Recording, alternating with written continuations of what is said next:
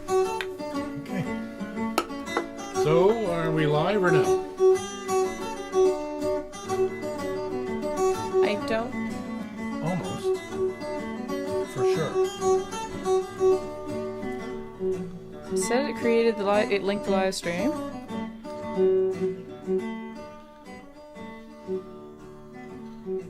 I don't understand. We have failed miserably again, have we? Oh, here we are. Oh, we have. We are good. Okay. Hey, we're back. Back? I don't know where we went. We didn't go anywhere. We've been sitting there. Thank you, Apple. Yeah, there's a lot of things I want to say. Just think Felty. Well, that was a lovely introduction of chaos. I'm sorry. All Apple. Chaos. We're professionals. Thank you, Apple, Chaos. for all of the devices in the room deciding to... Yeah, Yeah. thank you. No, this was an update on Switcher Studio. The interface changed, and I don't think I did it right. Anyhow, we're listening to Dave McIsaac, The one and only Dave McIsaac. which makes me want to open another Stella. And you're here live on String Theory On a Wednesday night. on a Wednesday night. We're all here. Chris Coots in the house. Ginger's in the house. I'm in the house.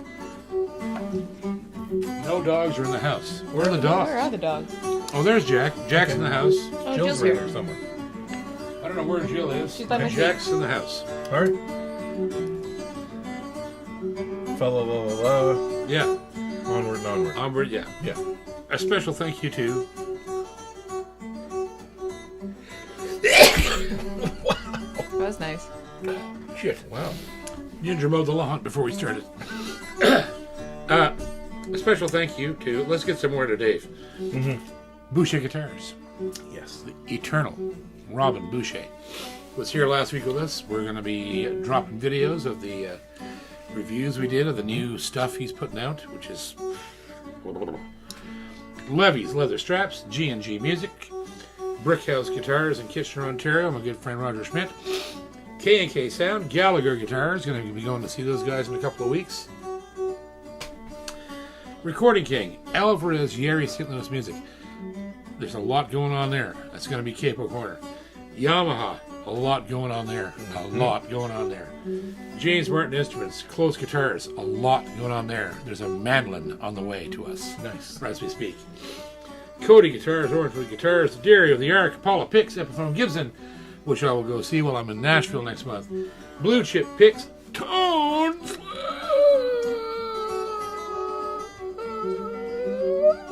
LR Bags, Hi-Fi System Yes. in a guitar. We're going to show you that you already know about. Maestro Jose Guitars, George Crockett, my good buddy in Albany, New York. Emerald Guitars, the world's finest artisan carbon fiber instruments. Nova Scotia SPCA, Charmed Life Picks, Pickers Grip, Flamang Guitars, and our buddies at Dr. Herringbone, the Tone Traveler.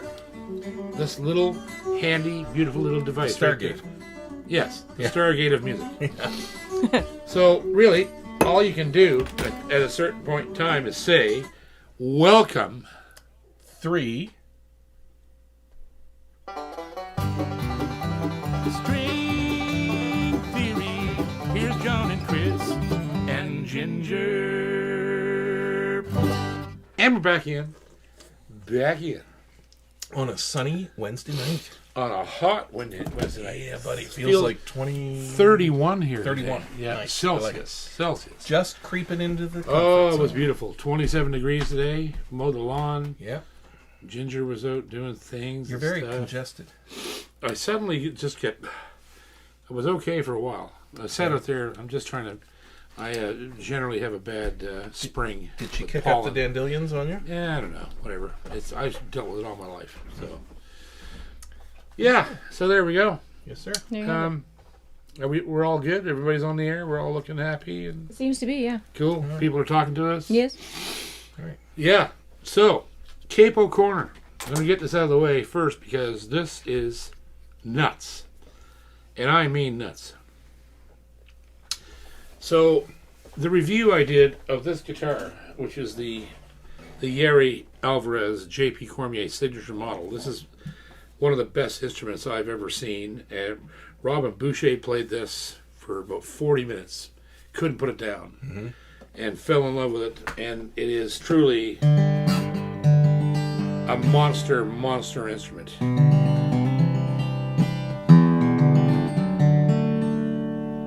It's just unbelievable. It's just got a classic tone to it, doesn't it? Oh, 12 fret scale, tiny little scoop Cutaway. so I can get up there and do all my things. That's like a pound of melted extra salt butter. It is. It's just unbelievable guitar. Yep. Well, you guys out there have freaked out.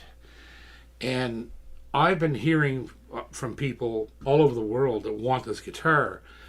And today I started hearing from dealers that I know who are getting orders already for this guitar. Nice.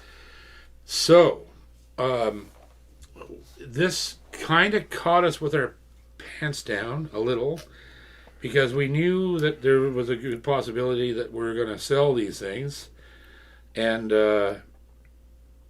so I had a long talk yesterday with Chris Meikle, my good buddy, over in London, England. Actually, he was in the U.S. when he Zoomed me, or Skyped me, and we had a long talk about what's going on, because it's exciting. Like, they're just like, oh, Jesus, we got to build a lot of these now. So what's happening is this. This is what Chris asked me to tell the public about this guitar. Great news. Alvarez Yeri has agreed to move forward and make the J.P. Cormier signature model. This means it's going to be in the catalog all over the world. Excellent. The process has started, and the guitars will be in production soon, and we're aiming to have them in North America by the end of the year. So if you're able to order one in the next little while, you're going to wait 6, 7, 8 months for it, because they're handmade, and they're going to be built and sent over. Alvarez are prepping all the information needed to supply their Yeri dealers now. That's the big thing. We want every dealer in North America to have a fair shake to get these guitars in there on their hooks. We don't want anybody left out. Official photos of the instruments, because they sent number 1 to me and didn't photograph it. Because they were just so happy to get it to me. They sent it right along, right? And then they went, we don't have one to take pictures of. So they're building, right now, Chris has expedited the building of number 2. To be the photo dog. It's going to be the photo dog. So they're going to take pictures of it. So official photos of the instruments should be available by late summer. Alvarez will work with their dealers to have listings online for people to place pre-orders within the next few weeks. The guitar will map in the USA, and this is just the map price is $3,800 with a hard shell case, right? But you're going to see deals below that, I'm sure.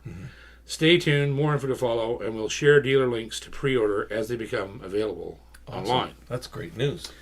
So I've already heard from one dealer, and sometime in the near future, we're going to be doing some work with him, because they're close friends of mine, and I invite, like, anybody who's an Alvarez dealer, get her in, because I've personally been contacted by 15 to 25, 30 people who are like, I want that guitar, and they're all over the place. So yeah, it's happening now.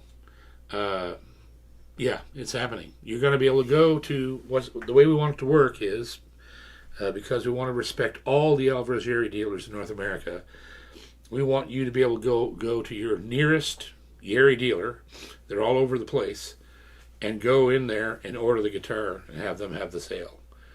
And so go and order one. This is the cheapest signature model that's made for me anywhere. This is the lowest price you can find, $3,800, with the potential of some discount, because that is the map price. That's just that's the retail price, right? Yeah. So and you're not going to find a better guitar. And JP will personally fly out to wherever you are and you tune get your one of guitar. These guitars, sign it, polish it, and tune it. That's correct. So, and cook you breakfast.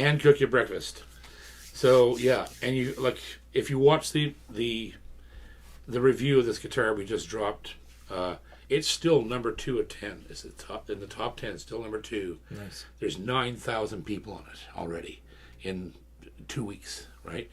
So this has gone nuts. That's and huge potential for yeah, that. and I don't blame it. I don't blame anyone because this thing is an incredible instrument, and for that kind of money, this level of craftsmanship with the hi-fi pickup installed, I mean, it's just a monstrous guitar. You can't go wrong with that.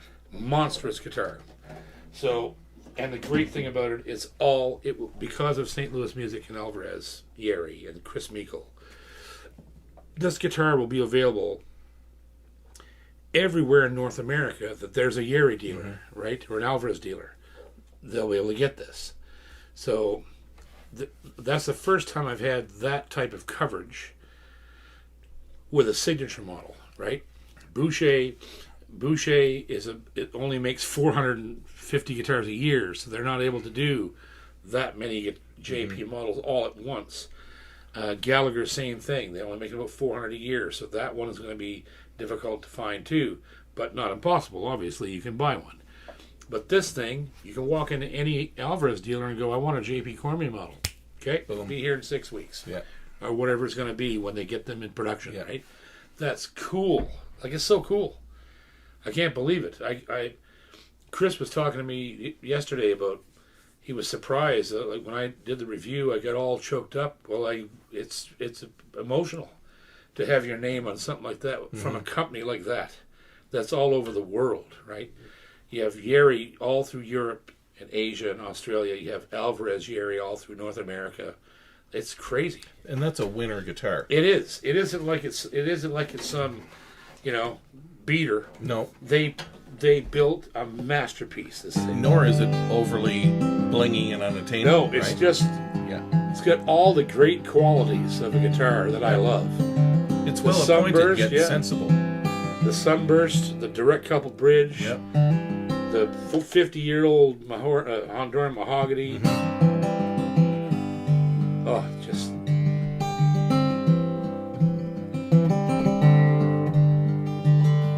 What a voice it has.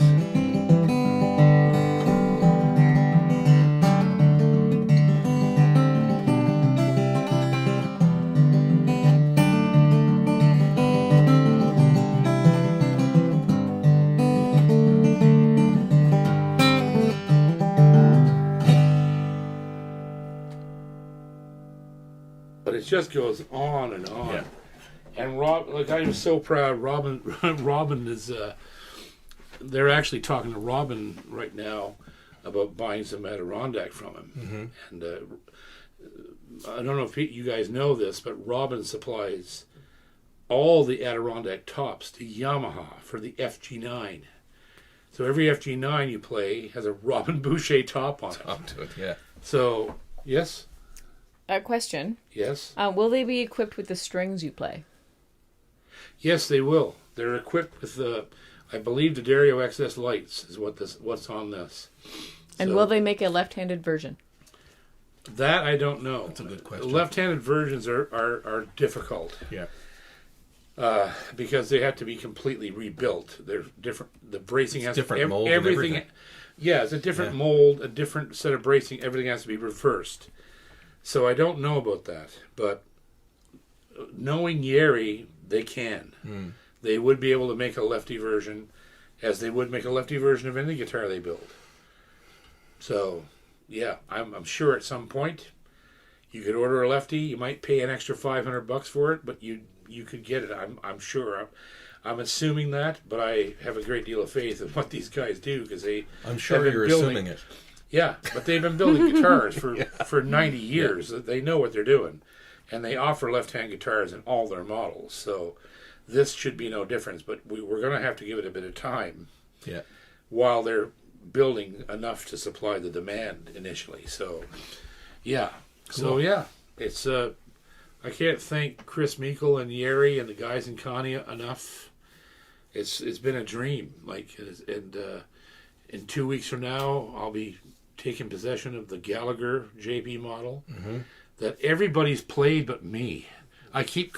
These guys keep calling me, go, I played your guitar at Merlefest. Or I played your guitar here. Everyone's had their hands on that thing but me. But you. And everybody loves it. It's another masterpiece. Flame maple, 5-piece neck, OM body. It's just built for me, right?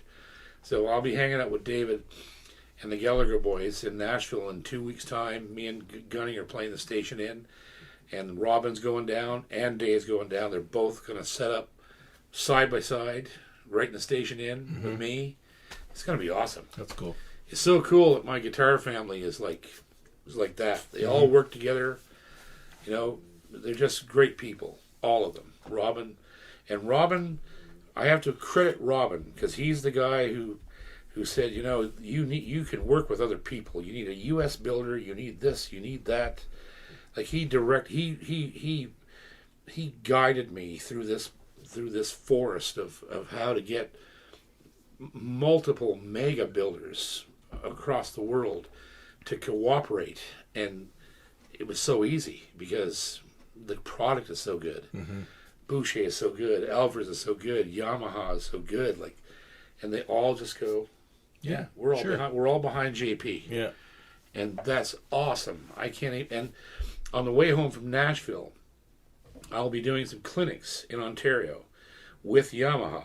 This is another thing. So Yamaha, of course, the FG9, they called and told me that this guy in Ontario who just opened a real high-end boutique shop ordered 17 FG9s because of my video. Whoa. Wow. So he has more FG9s than anybody in the world based on my review. He is a big fan of mine. Yeah.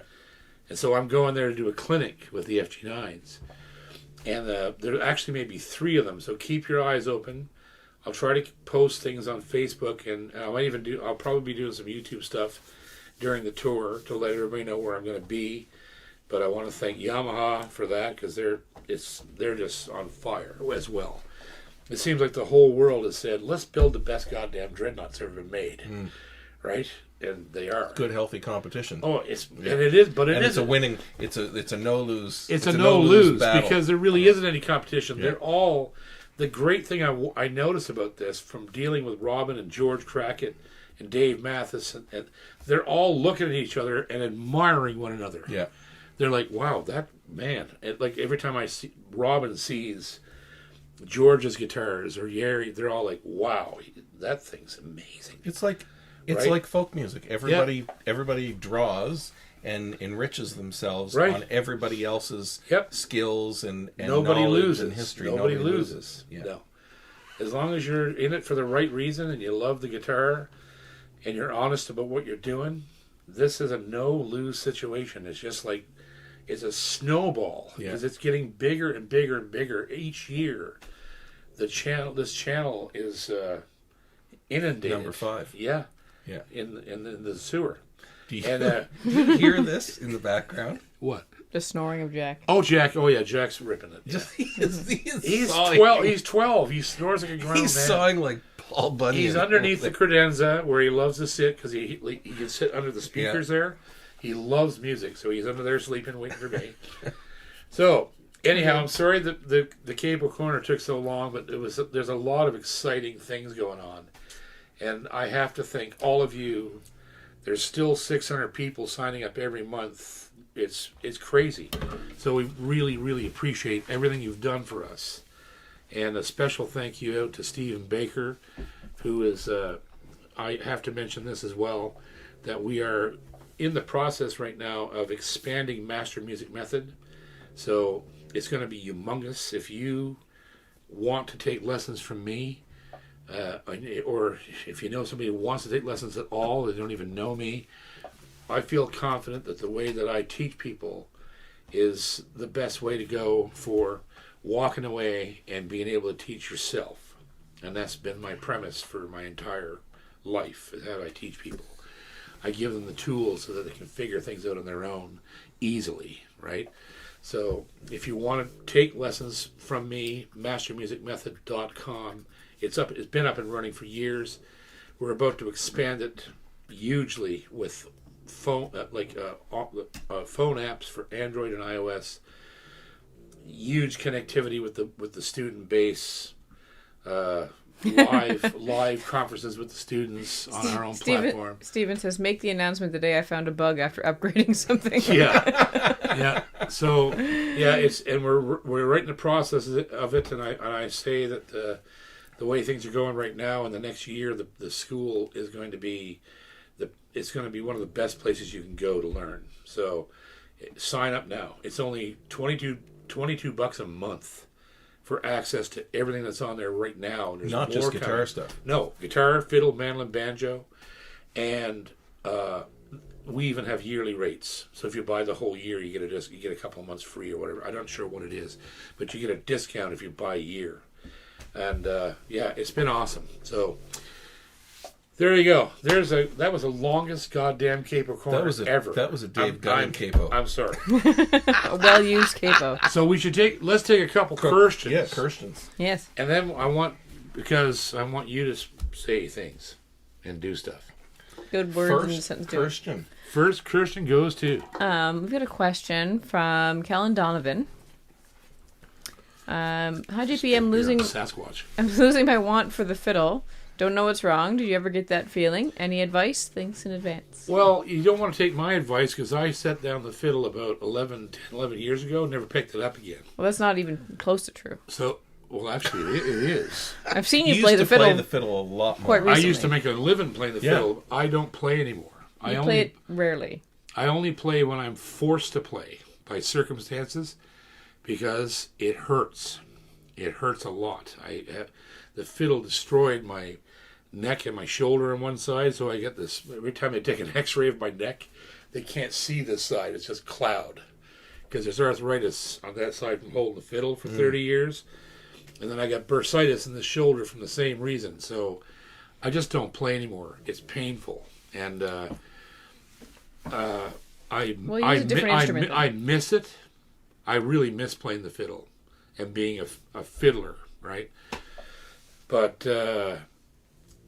for someone who loves the fiddle and is losing inspiration to play, or let's say the guitar or the mandolin. Well, the way to do that is to go find other artists that you're not aware of that play brilliantly, and look up artists that you're not familiar with. And what do they call that? Dopamine hunting? Maybe, possibly. I don't know. I've heard of that. But that's what it is. There's a certain point in every musician's life, everybody who plays hits this brick wall where there's no more inspiration inside yourself. You feel like, because you've never learned anything. I've been playing for 50 years and I don't know anything. I'm still learning something every time I play the instrument, right? So, but you get this point where you're like, okay, I mastered X amount, and now what? Now what? I don't feel like I'm good enough to do that or this, but I don't know how to get there, right? So, a plug for the school. This would help if you join the school. That's what I talk about, and that's what I teach, right? But I'll teach you even without the school. I can tell you what I teach you is to expand your listening habits. If you're playing the fiddle and you love Irish fiddling or a certain Irish player or whatever, switch to another guy or switch to a different genre, subgenre, right? So if you love Irish music, start listening to Cape Breton fiddlers. And if that doesn't get you going, start listening to old-time fiddlers and keep going. The key, really, for all of this concept is to go back. Don't look ahead. Every musician that you hear that's currently playing today, that's out playing, making records and making money, they are a byproduct of 100 years of players behind them. There's no such thing as anybody who ever went, well, I'm going to play the fiddle this way, and it's never been done before. Mm-hmm. That's bullshit. It can't happen. They are a byproduct of everything they've ever heard, and the things that they've heard are back in the past, 60 years, right? I play guitar. Great. Some people think I'm a good guitar player. Fantastic. But guess what? All my knowledge comes from the 50s and 60s and 70s. Chet Atkins, Doc Watson, Tony Rice, Dan Crary. That's where it comes from. Mm-hmm. It doesn't come... I never learned anything from my contemporaries. All I did with them was... How do you say this? You temper the old knowledge with people that you see in your contemporaries, right? You see your peers doing a thing, and don't adopt that. That's their thing. But look at why they're doing it and go, that's something that Chet did, or Doc did, or Winston did, or Angus Chisholm did. You know what I mean? You've got to look back to Jackie see ahead. Was telling me yes, that going and seeing live music is one of the biggest inspirations you can possibly get. Absolutely. You go see somebody play live that you admire, and you'll go home, and first of all, I can tell you right now, you'll sit there and go, I'm going to burn my instrument. I can't do this. I'm burning it. Yeah. And then you're going to go, God damn it, I can do this. You're going to get angry about it. Well, it inspires you, and you get you pick it up and you start noodling, and before you know it, you're knee deep. But trying to figure out how they did a certain something. Yeah. There is a lot of anger in it. There's a lot of going, God damn, I already spent 10 years on this, and I can't do that. Mm-hmm. Why can't I do that?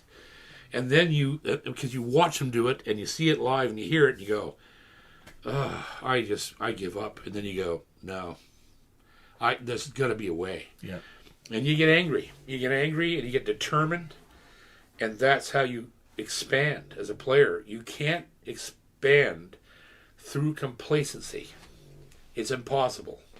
Never rest on their laurels. Even if you think you're the greatest player that ever walked. And trust me, there's a lot of people that believe that. They think they got it mastered, right? You can't do that. You can't sit in complacency and go, well, I got this. No, you don't have it. Because I don't have it, you don't have it. Chet didn't have it. Chet used to talk all the time about the greatest one. I've said this before on the show, and this is a good one. They asked Segovia, who was 85 years old. If you don't know who Segovia was, he was the greatest classical guitar player of all time. He is recognized as the greatest guitar player ever lived. He did things on a classical guitar that were not meant to be there. They were meant for piano, harpsichord, orchestra. He did all that. With tone, emotion, delivery that's never been met by anybody except possibly Christopher Parkening. But Segovia, at the age of 85, the newspaper in London, England said, we understand you still practice 3 hours a day. Why would you still be practicing at the age of 85 after you are the pinnacle of guitar in the world? Why? And Segovia went, I feel I'm still making progress. And that's what they printed. Mm-hmm. And they thought it was a joke. It wasn't a joke. He did. After all those decades and being the best that has ever lived, he still thought, I can do better. Mm-hmm. And that's the kind of commitment you have to your instrument. And subsequently, it's the same thing that brings you all the joy, is that commitment of failure and then success. Then a few failures, I got it now, success. Like, that's it. That's, I don't know. Well, you're a bad example because you're a pilot. All failure. If you fail, no, but I'm just saying, I can't really equate it to flying planes, because if you fail flying a plane, you fucking die. Yeah. There's not much improvement after you fail. There's no improvement after you crash. But the same thing applies with any vocation that you that requires the same kind of physical. Well, you need proficiency. You need like recency. sports. Right. Yeah, it's like anything. It's any skill. Yeah. Yeah. So, at this point, I'm just going to do this now because I know we probably have questions. We have some super chats, yeah. Let's do a couple of super chats first. Yeah. Alrighty. Some of them will be quick. So we have a super chat from Jasper North. Jasper. He says, "Will I be banned? I bought a brand new D42. Sorry." A D42? Yeah. Oh, that's a nice guitar. Yeah. Nothing wrong with that. He likes the 40 series. If you get a good one and it's going to stay together, the binding's going to stay on, everything's going to work. Mm-hmm. Man. And I think they do because I think they just put more time into those guitars. They're higher in the hierarchy of Martin. The 40 series is like, they don't mess around because that's their pinnacle. Jasper, tell us what the top is and what it's made of. It's Adirondack. Is it Adirondack? Adirondack and rosewood, yeah. Okay. He said, "I sold my wife and got a D42. I sold my wife. I hope you got a good amount on the trade-in." And is there another one there you have? Super chat from Colin Dolan. Colin Dolan, love you, brother. Hello, chaps. JP, what happened to the D18 you bought for the Lightfoot gig? Gone. Gone. Arse right out of her. Arse is out of her. Gone. Yeah. Can't say where it's gone because went. it's for sale now. But it went. And the reason is not pretty. So I'm just... enough said. Enough said. It was gone because it didn't deserve to be in the room here. That thing needs its own channel. Oh yeah, Jack could do the Snoring Deluxe. You know that fireplace channel at Christmas? Yeah. I think it needs a channel. It's like a fireplace channel, except it's just making Jack me sleepy. Oh yeah.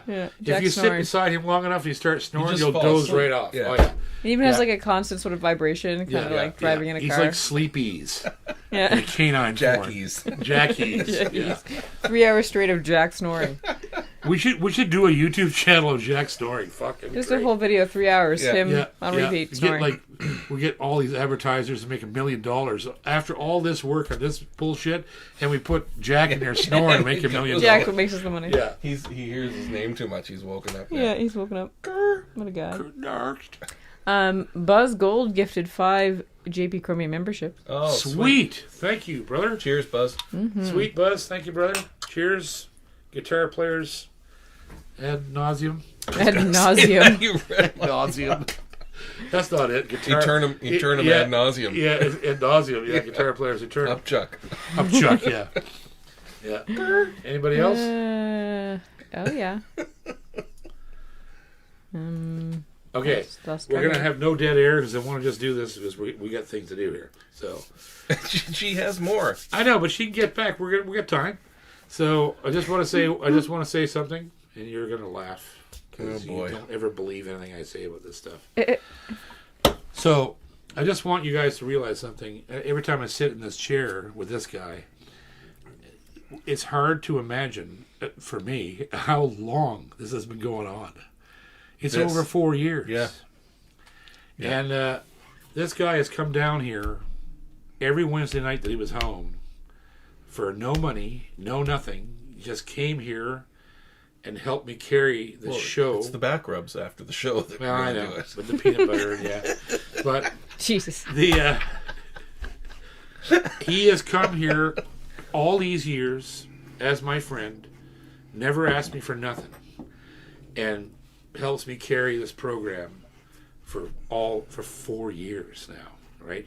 The only person that's been here longer than him is Ginger. Ginger's been here since day one, and couldn't have done it without her either.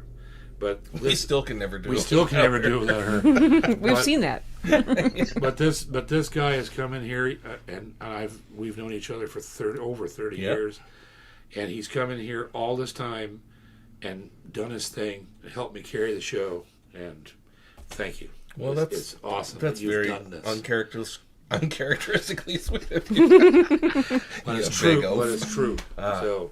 This is just hanging out together. Yeah. So we got nerd spurred. Nerd turd. Nerd turd. I'm about to lay another nerd turd. Wank spank. What's this called?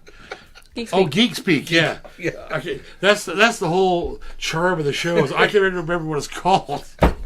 Next week will be called Nerd Turd. Yeah, Nerd Turd. That's what I said last week. It, because I always call it Nerd Turd, yeah. too. I said Nerd Turd last time. Yeah. Yeah. Yeah. What did I say this time? What? What did I say? Well, I said a bad one earlier there. I don't remember. What was bad? Geeks. I don't know what it was. Geek was something bad. I'll have to look it up after the show. Anyhow. All right. Yeah, moving on. Geek Speak with Chris Coote. What do you got for us tonight? We're going to talk about guitar tuners tonight. Sweet. It's going to be short. But there's not a lot to say. But it's important. It is important. And people don't take this into consideration. Right. We never, it's one of the most overlooked things, right? Ginger hit me with that sipping cream. Oh. This is a moment for the sipping cream. Oh, I got it. There you go. This comes all the way from we take a pause. We can't. Sevierville, Tennessee. Ooh. Banana sipping cream. It's good. With lots of alcohol in it. I gotta wait for the sipping cream. The great thing about sipping cream, it doesn't matter what's in your mouth, it's got so much alcohol in it that it's gonna replace it. It kills everything on the lip of the jar. And it's not too much banana. It's not too banana-y, which is nice. It's like it's a moonshine banana cream. Unbelievable. You need to get more. I'm going to get some more when I get on the national. We're going to finish that. Yes, we are. So. All right. Go for it. So, tuners, although we don't think about it too much, they play a critical role in playability of a guitar. Mm-hmm. Right?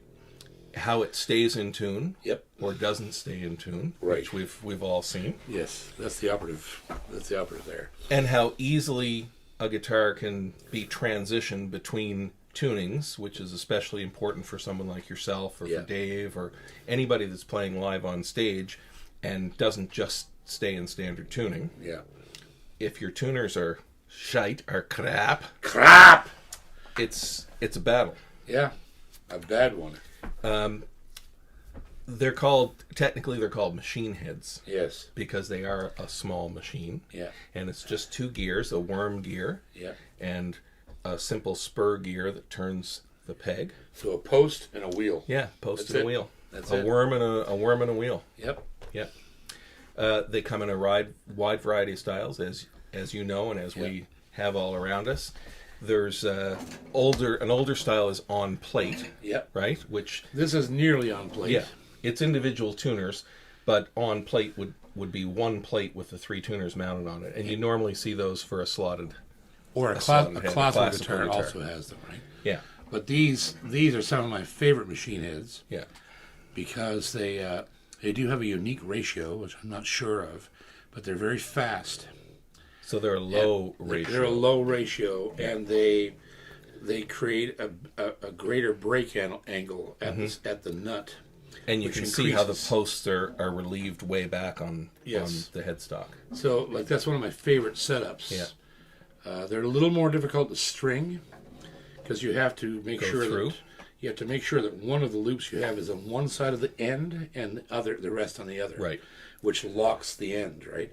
Yeah. And once you do that, you're laughing. But that's one of my favorites. I love those. Yeah. Those are, and they're in the back. So when I'm playing a tune and I'm dropping D while I'm playing, you don't have to go up on this top. You can just go back. See how fast they are. It's only a half a turn. I'm there, right? Yeah. But I do that all the time. I drop D in the middle of tunes, right? So there's that a joke helps in there somewhere. When it's in the back like that. Yeah. Yeah, it's a fast ratio. So it's a low ratio. Ratio tuner, yeah. So you don't, like you said, you don't see the plate-mounted sets of three very often. You see the individuals like that mostly. Yeah. Right? That's these days. You can have open gear, which those are. Yes. And then I think the Gallagher on the... This is the prototype JP model. Right. So that's got the Waverly style. Yeah. And it's still open gear. Yep. Hold them a little to your left, JP. Okay. So you got the worm, you got the gear. There you go. Yeah. Perfect. So still an open style tuner. Yeah, and this is a very popular type of tuner. Yeah. They call these vintage open back. Yeah. And because that's the way they were 70 years ago, they didn't cover these systems up because you could actually grease these and keep them healthy, right? Yeah. So you put a little bit of grease, 2-in-1 oil or 3-in-1 oil, right? literally just a drop on each one Yeah. every couple of years, and it would keep this. Every couple of It is true. It's like they were tougher than hell back then. I don't know what they are like now, but these are a little slower than the So a higher ratio. higher right? ratio. You can tell how good they hold because the guitar is still in tune after sitting in the case for. And that's got to do with the ratio. We'll talk about that in a Right. little bit. And the other Gallagher that you've got over there is an example of This- sort of it's a shallow. This is a masterpiece guitar here. This is the Merle Watson, which has the Schaller. Yeah. So they're an Enclosed. example of an enclosed, the still the same machine, a worm and a spur gear, but the shell is enclosed. But they're packed also with their own lubricant too. Yeah. So they're greased They're inside. greased.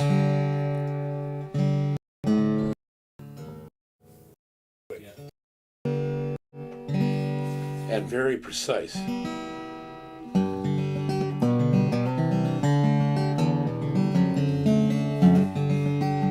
What a masterpiece this thing is too. Now I My don't think God, it's a great you guitar. have one with locking tuners on it, or we would have pulled it out. You I had used one, to. right? I used to have one that had Schaller locking tuners. So the locking versions just have a wheel mounted on the back of the shell, and once you've tuned the string, you just tighten the knob up, and the gear set is then locked. Yeah. So how that works is there's a thumb screw back here, a round wheel, and it's pushing a post, Yeah.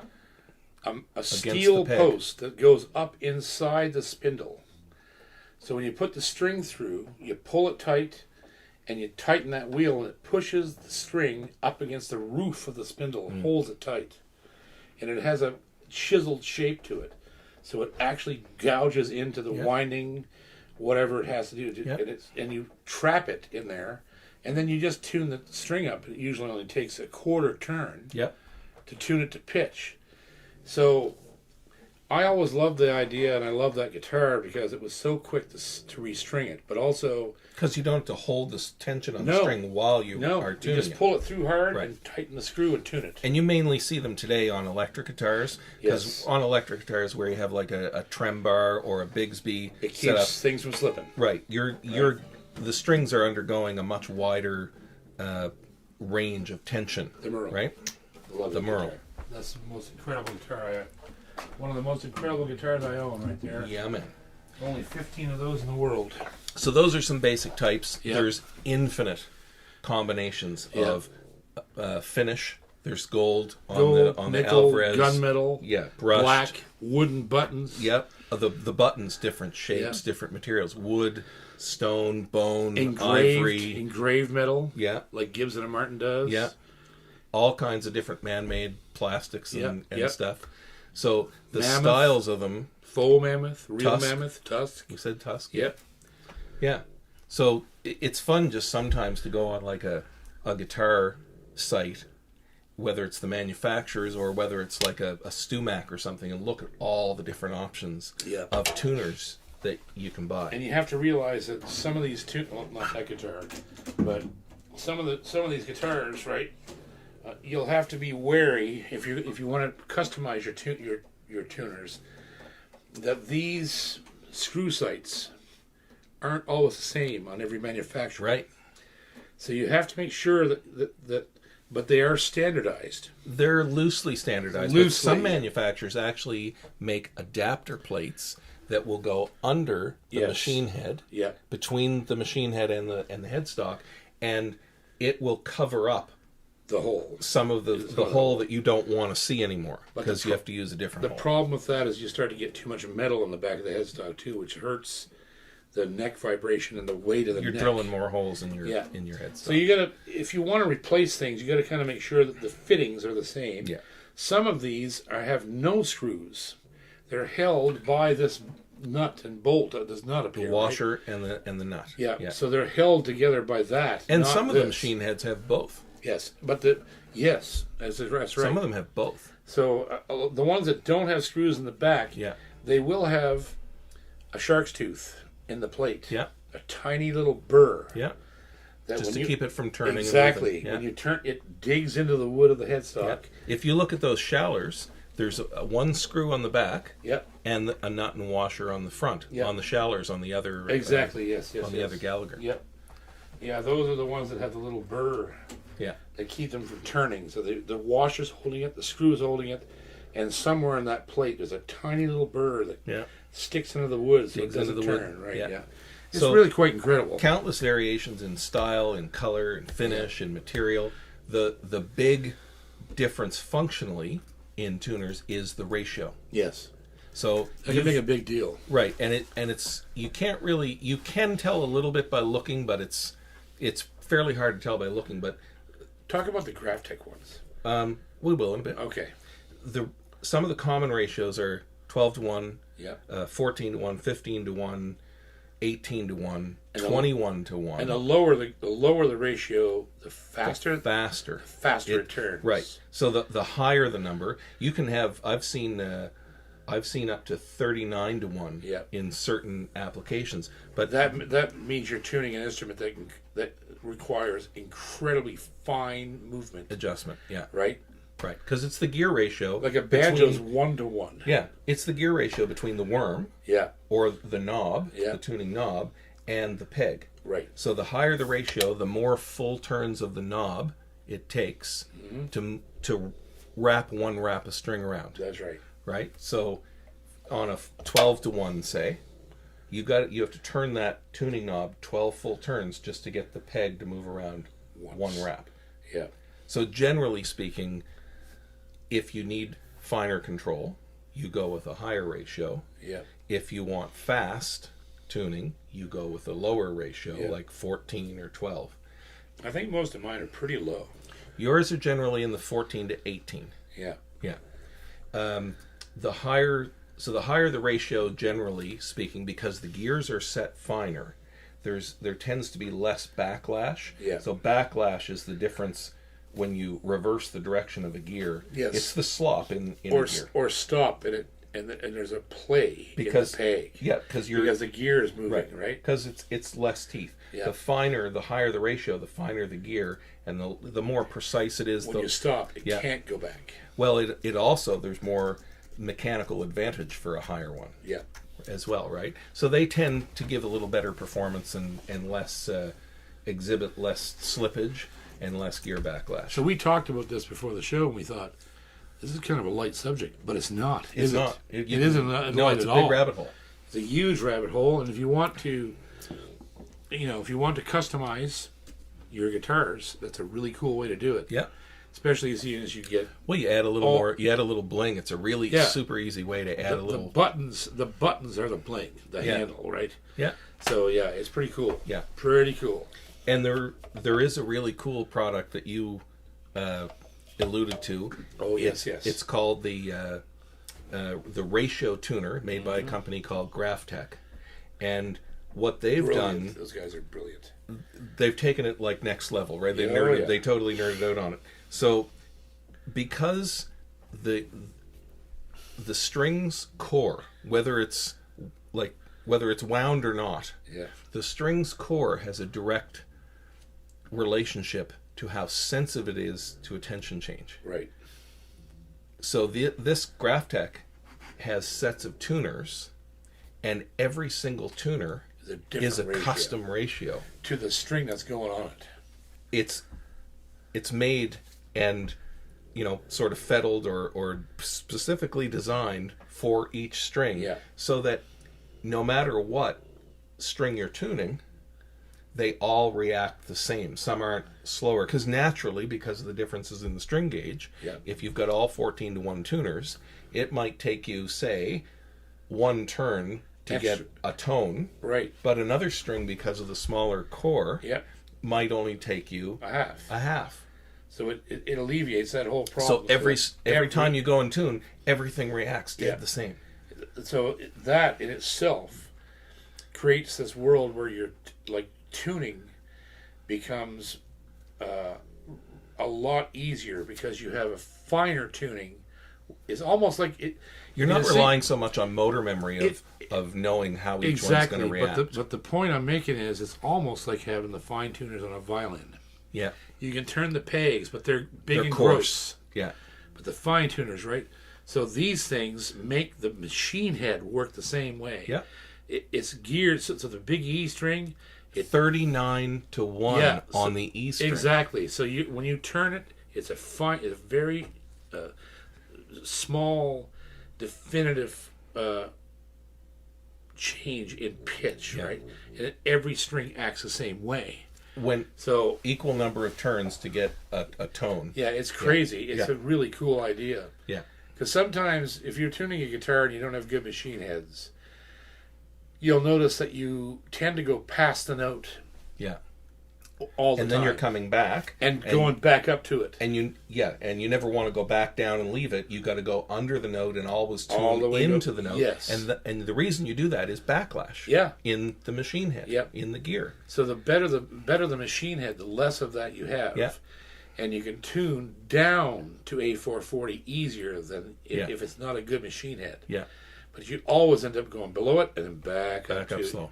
And exactly right. The cool thing about these ratio tuners, although this isn't an endorsement or anything like that for the product, I did find out that they are available on Boucher guitars. Oh yeah, I didn't even know that myself. Epiphone. Yeah.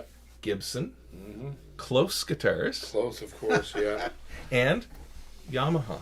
Wow. Now they're all high-end, super high-end models. Yeah. That come. It wouldn't be the $300 range for sure. Yeah, but they're expensive too. I kind of looked them up and they're in the range of like $250 to $300 American for a set of 6. Yeah. I was looking at those liquid metal Martin bridge pins. Yeah. Are $220. Yeah. Yeah. But I'm thinking about buying a set. Yeah. To put in my 41, because I've heard them in a guitar on the rack in the music in the rack. Log of McQuaid, and they seem to make a difference. They seem to make. It's hard to describe. It would be. It's not something you can readily quantify, but I believe they're onto something with those pegs. And the same thing with what Graphtech does, who makes the bridge and pickups for my Emerald guitar. It's an immense piece of equipment. It's incredible how that thing sounds and what it's made out of. And the technology is nuts. So there's lots of things like that you can do. Saddle, nut, bridge pins. There's a ton of things that you can add value into your guitar with. Yeah. But one of the most overlooked ones is the machine heads. Yeah. And for a touring musician, I've changed machine heads in some people's guitars every year because they're worn out in a year. They can get worn out. Yeah. You got to twist them all the way off to get the string on, all the way back to get the string off and on.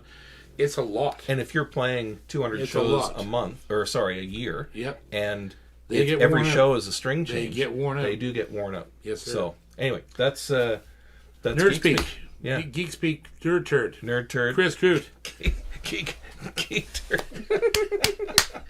Thank you, Chris. I hope that was a good one.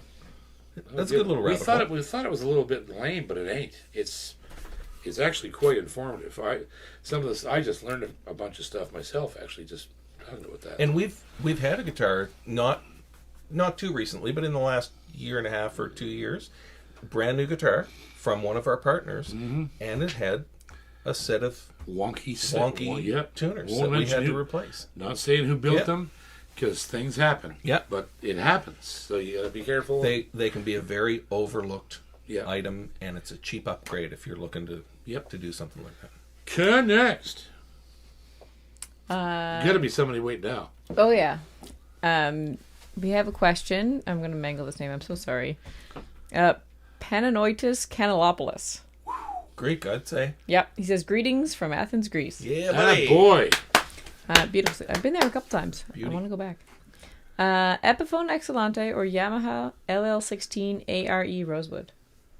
There's no comparison between those two guitars. The Excellente is an Epiphone. So it's heavily built. and it's going to sound a certain way. And if you're buying the Inspired by Gibson version, or even better yet, the U.S. made version, and man, it's a killer guitar, but it's not like the Yamaha. What was the Yamaha model you mentioned? The 16. 16, yeah. Yeah, they're different beasts altogether. The 16 is just a super clean dreadnought workhorse. The Excellente is the Excellente. Mm-hmm. It's the name says it. It's full of bling. It's got a huge pick guard. It's heavily built. Neck is heavier, and it sounds like a big old vintage Gibson, right? Big old cannon. So it's not. They're two different guitars. Just depends on what sound you want. Yeah, if you want a more agile sound, go with the Yamaha. If you want the big 60s feel rhythm that, Neil Diamond, Paul McCartney, big old Gibson bullshit, huge explosive cannon rhythm, that's the Excellente. The Excellente can be agile in the right hands, but it's not. It's a maul, though. It's compared it's a to sledgehammer. A finishing hammer. Yeah, it's a sledgehammer compared to a finishing hammer. Yeah. So it's basically also whether you want the bling, because the Epiphone is beautiful, Loaded, beautiful. It's one of the most beautiful production guitars you can get right now. The Exelgade. The Excellente and the what's the other one? The crap. What's the other guitar? The Excellente and the other Epiphone? Yeah. Damn it! I'm having a brain fart. Anyhow, there's two of them. The shirt. Yeah. Next. I just forgot everything I know. Super chat from Jamie Reed. The Frontier. Frontier, yeah. They're both like just bling kings. Yeah. So yeah. Bling boxes. Yeah. Next. Jamie. A super chat from Jamie Reed. Jamie Reed. Cheers, brother. Happy Wednesday, boys and Ginger. Will the JP model from Alvarez be coming to the UK, do you know? Might have to pick one up. It sounds incredible. As far as I know, the way it will work, and I hope I'm not speaking out of turn, but they don't actually sell these guitars in the UK and Europe. They only sell Yeri, right? But anybody can order those guitars from outside the UK and have them shipped there. Mm-hmm. That's what I understand. So I hope I didn't speak out of turn there, but that's apparently the way it works. So the brand name Alvarez doesn't appear in Europe. It's only Yeri, right? But you can order Alvarez Yeri, which is the North American version of it, right? And have it shipped there. So for probably very little cost, because the great thing about this is that St. Louis Music have these huge dealers, and they're used to shipping all over the world. All over the world. It isn't, and it's a world brand, right? So yeah, you should be able to get one shipped into the UK from over here, no problem. I can't see why that would be a problem.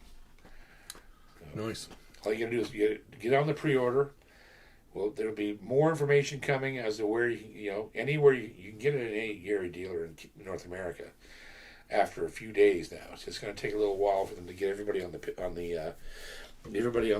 spec sheet out to all the dealers. So, yeah, keep an eye on it. Super chat from Jonathan Hewitt. Jonathan Hewitt. His very first super chat. Nice. Wow. Thanks, JP, for inspiring me to play my guitar every day. I've been watching your videos for a while now. Love watching them. Sweet. Sweet. Awesome. Wicked. Wicked. Next. Next.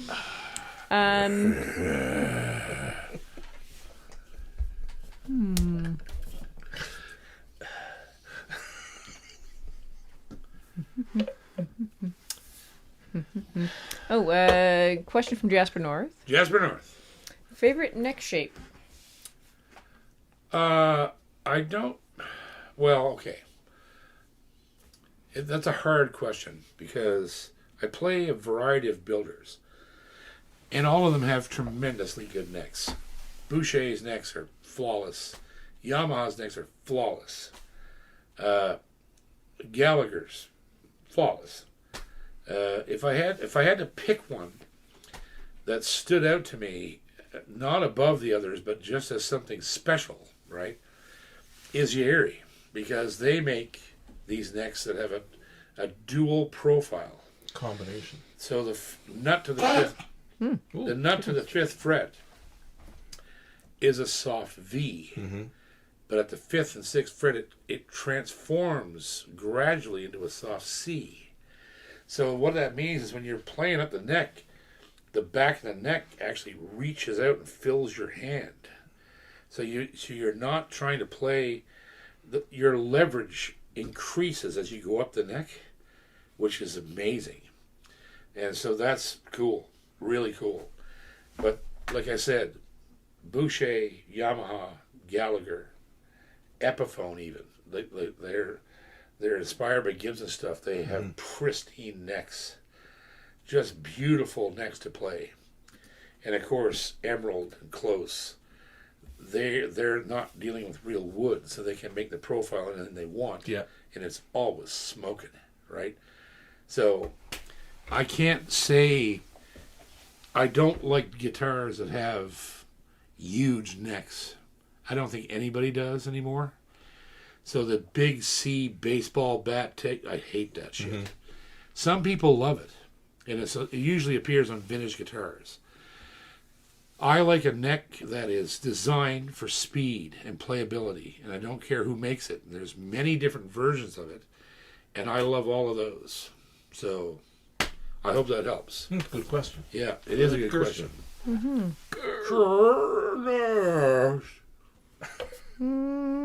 I can't find another question. All right. Okay. Well, then let's go to the question of the night. The question of the night will be, who makes the locking tuners that we discussed? Locking ones or the... The locking tuners that we discussed. All right. What did you have? Because I know two companies that do it. Yeah, but we talked about one. One. That... Is it this one? It is. Okay, that's what I thought. It's just, the reason I asked that is because there are more people than there's make a them, couple that yeah. do them, but this company here was the actual first ones to ever make them. Yeah. I had them put on my guitar in Halifax in 1987, 88. I had them put on that guitar, and they're still on it. That's when I talked about this with my buddy in Halifax. So yes, the company that makes the locking machine heads that we talked about, famous machine head maker. Yeah. And has been for 70 years. If you're looking to make a high quality move, they're That's the one high of the ones quality you're going to go to. Yeah. You can even buy them on Amazon. They're everywhere. So, what do we got? We got the Nerd Turd Special. No, it's not the Nerd Turd Special. Nope. Give me that banana sipping. Why do they keep taking the sipping shit away? I keep sipping it. Oh, I see. The sipping cream is important. Quite delicious. It's a good one. Oh my God, that's good. It is great. It's amazing. Next. Giraffe Tech. Giraffe Tech. Somebody made a previous joke about the best neck shape being a giraffe. Yeah. And then, anyway. I saw a guy give a neck chiropractic treatment to a giraffe the other day. Oh, yeah. That's on Where Facebook. would you have a lot seen of that? guys doing that to animals. Yeah. Yeah. These giraffes seem to enjoy it. So, I'll just go through the guesses because I don't remember the answer. Okay. Graph Tech. No. Nope. Alrighty. Ratio. No. Nope. Schaller. Yep. Yes. Who got that? That's Corey McCormick. I think Corey's already on here. Right at the top. He was number one. Yeah. All Sorry, right. Corey. Try, Corey. And next would be Charles Wilson. Charles Wilson. Not on there. You're number 27, Charles. Charles Wilson. All right. Who's number 2? Stephen Baker. Okay. Baker's on. It's number 2. Yeah. Is he there? Baker's number 2 on the list. All right. Are Baker and Corey in the tub together tonight? Ben Allmark. Oh, that's not on here. Ben. Nope. No. Ben Allmark, you're number 28. I'll forgive his typo.